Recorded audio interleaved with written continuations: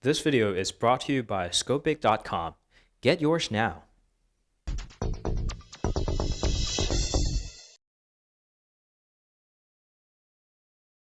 Hey guys, welcome back. This is Phil from Kyocera.com and this is Kyocera DuraForce Pro. And no, this is not the retail packaging. I got it refurbished off eBay. They had the very AT&T-ish, but not exactly, so kind of box with the phone, so this is what I have. Well, packaging aesthetics aside, the biggest feature about the Kyocera DuraForce Pro is, as its name implies, is durable. It's waterproof, it's mil-spec certified, and it's hazard protection certified.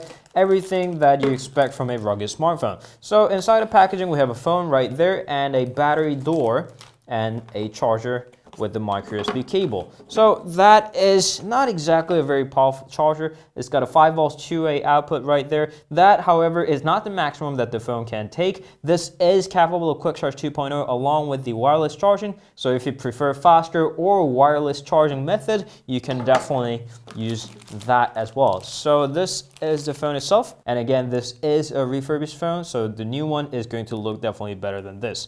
Removing the protective plastic right there gives us the screen. If you're getting a Verizon version, you will have sapphire glass for screen protection. Otherwise, you'll just have normal tempered glasses. So the screen itself is a 5 inches of full HD panel. That's a 5 megapixel camera that's super wide angle with 135 degrees. Receiver right there and dual stereo speakers that are above 100 decibel. Moving on to the right side, that is a power key with the fingerprint reader combined together, and that is a nano SIM and micro SD card slot if you want to expand that 32 gigabytes of storage. And that is a dedicated shutter key. Unfortunately, this is not a two-step key, it's just a single button. And as I talked about the battery door, it is removable, but the battery itself is not. The 3240 milliamps of battery is built in. It's not replaceable by yourself. And if you want to protect your phone against any kind of damages, then you will most likely want to have your battery door attached at all times. The rest of the parts are pretty standard. There is a speakerphone button and secondary microphone for noise cancellation. And here's an earphone jack, 3.5mm standard headphone jack,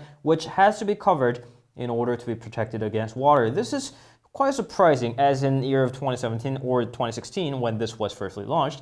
It was already pretty much de facto standard to have a capless waterproof. But on the other hand, it has a strap hole, which is getting pretty rare these days. The left side comes with the volume rocker and an additional button that you can map any app that you want. And now that we are done with the boot up, let's go ahead with the settings. Okay, we're done, and here we are at the launcher.